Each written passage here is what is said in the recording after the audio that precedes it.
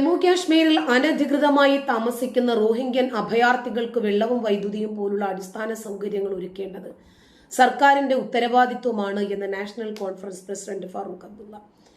ജമ്മു കാശ്മീരിൽ അഭയാർത്ഥികൾക്ക് India government സൗകര്യം ഒരുക്കിയിട്ടുണ്ടെന്നും അതിനാൽ അവരുടെ ക്ഷേമം സംസ്ഥാനത്തിന്റെ പരിധിയിൽ വരുമെന്ന് ഉറപ്പാക്കേണ്ടതുണ്ടെന്നും അദ്ദേഹം കഠുവ സന്ദർശന വേളയിൽ പറഞ്ഞു.